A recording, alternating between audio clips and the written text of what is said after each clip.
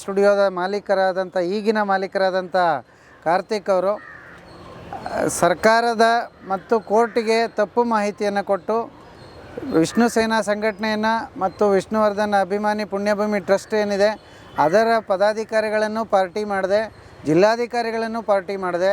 ಅಲ್ಲಿ ಒಂದು ಅಕ್ರಮ ಕಟ್ಟಡ ಇದೆ ಅಂತ ತಪ್ಪು ಮಾಹಿತಿಯನ್ನು ಕೊಟ್ಟು ಅದನ್ನು ಧ್ವಂಸಗೊಳಿಸಲಿಕ್ಕೆ ಒಂದು ಆದೇಶವನ್ನು ತರ್ತಾರೆ.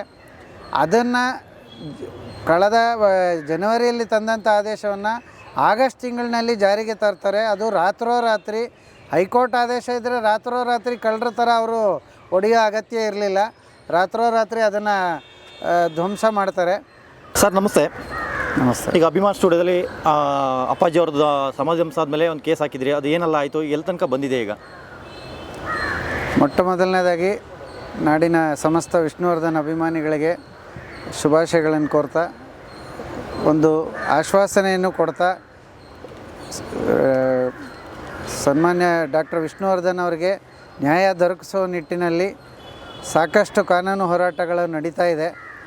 ವಿಶೇಷವಾಗಿ ಕಳೆದ ವರ್ಷದ ಜನವರಿ ತಿಂಗಳಲ್ಲಿ ಅವರು ಏನು ಅಭಿಮಾನ್ ಸ್ಟುಡಿಯೋದ ಮಾಲೀಕರಾದಂಥ ಈಗಿನ ಮಾಲೀಕರಾದಂಥ ಕಾರ್ತಿಕ್ ಅವರು ಸರ್ಕಾರದ ಮತ್ತು ಕೋರ್ಟಿಗೆ ತಪ್ಪು ಮಾಹಿತಿಯನ್ನು ಕೊಟ್ಟು ವಿಷ್ಣು ಸೇನಾ ಸಂಘಟನೆಯನ್ನು ಮತ್ತು ವಿಷ್ಣುವರ್ಧನ್ ಅಭಿಮಾನಿ ಪುಣ್ಯಭೂಮಿ ಟ್ರಸ್ಟ್ ಏನಿದೆ ಅದರ ಪದಾಧಿಕಾರಿಗಳನ್ನು ಪಾರ್ಟಿ ಮಾಡಿದೆ, ಜಿಲ್ಲಾಧಿಕಾರಿಗಳನ್ನು ಪಾರ್ಟಿ ಮಾಡಿದೆ.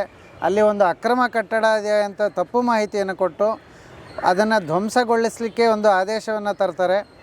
ಅದನ್ನು ಕಳೆದ ಜನವರಿಯಲ್ಲಿ ತಂದಂಥ ಆದೇಶವನ್ನು ಆಗಸ್ಟ್ ತಿಂಗಳಿನಲ್ಲಿ ಜಾರಿಗೆ ತರ್ತಾರೆ. ಅದು ರಾತ್ರೋರಾತ್ರಿ ಹೈಕೋರ್ಟ್ ಆದೇಶ ಇದ್ದರೆ ರಾತ್ರೋರಾತ್ರಿ ಕಳ್ಳರ ಥರ ಅವರು ಹೊಡೆಯೋ ಅಗತ್ಯ ಇರಲಿಲ್ಲ.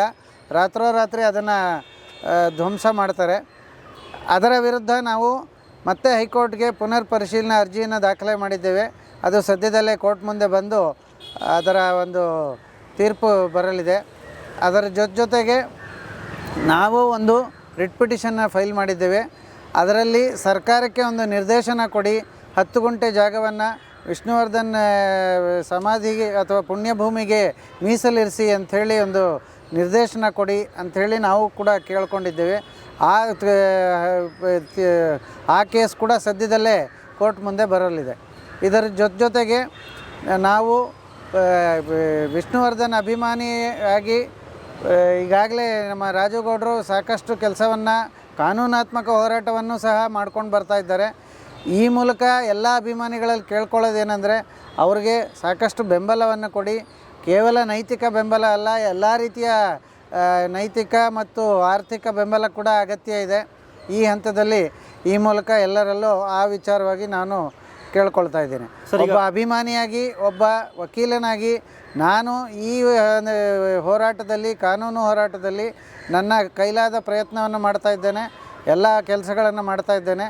ಆದರೆ ನಮಗೆ ನೈತಿಕ ಬೆಂಬಲ ಜೊತೆಗೆ ಆರ್ಥಿಕ ಬೆಂಬಲ ಕೂಡ ಅಗತ್ಯ ಇದೆ ಅಂತ ಹೇಳ್ತಾ ಇದ್ದೇನೆ. ಸರ್, ಈಗ ಅಭಿಮಾನ್ ಸ್ಟುಡಿಯೋನ ಕಂದಾಯ ಇಲಾಖೆ ವಶಪಡಿಸ್ಕೊಂಡಿದ್ದು ಅಂತ ಹೇಳಿತು, ವಶಪಡಿಸ್ಕೊಂಡಿದೆಯಾ ಅಥವಾ ಏನಾಯ್ತದು? ನೋಡಿ, ಈ ಒಂದು ಪ್ರಶ್ನೆಗೆ ಉತ್ತರ ಏನಂತಂದರೆ, ಈಗಾಗಲೇ ನಾವು ಸರ್ಕಾರಿ ಹಂತದಲ್ಲೂ ಕೂಡ ಸರ್ಕಾರಿ ಅಧಿಕಾರಿಗಳನ್ನು ಭೇಟಿಯಾಗಿ ಈಗಾಗಲೇ ಚೀಫ್ ಸೆಕ್ರೆಟರಿಯನ್ನು ಭೇಟಿಯಾಗಿದ್ದೀವಿ. ಜೊತೆಗೆ ಪ್ರಧಾನ ಕಾರ್ಯದರ್ಶಿ ನಮ್ಮ ಅರಣ್ಯ ಇಲಾಖೆ ಅವರನ್ನು ಭೇಟಿಯಾಗಿ ಮನವಿಗಳನ್ನು ಕೊಟ್ಟಿದ್ದೇವೆ. ಈಗಾಗಲೇ ಆ ಒಂದು ಹಂತದ ಆ ಒಂದು ವಿಚಾರದಲ್ಲಿ ಪ್ರೋಗ್ರೆಸ್ ಕೂಡ ಆಗ್ತಾ ಇದೆ. ಸದ್ಯದಲ್ಲೇ ಅದು ಒಂದು ತೀರ್ಮಾನ ಬರಲಿದೆ. ಇದರ ನಡುವೆ ನಮ್ಮ ಪದಾಧಿಕಾರಿಗಳ ಮೇಲೆ ಕಾರ್ತಿಕ್ ಮತ್ತು ಇತರರು ಒಂದು ಕ್ರಿಮಿನಲ್ ದಾವೆಯನ್ನು ದಾಖಲಿಸಿದರು. ಅದರಲ್ಲಿ ಪೊಲೀಸ್ನವ್ರು ತನಿಖೆ ಎಲ್ಲ ಮಾಡಿ ಇವ್ರದ್ದೇನು ಕ್ರಿಮಿನಲ್ ಆ್ಯಕ್ಟ್ ಇಲ್ಲ ಅಂಥೇಳಿ ಒಂದು ಬಿ ರಿಪೋರ್ಟನ್ನು ದಾಖಲೆ ಮಾಡಿದ್ದಾರೆ.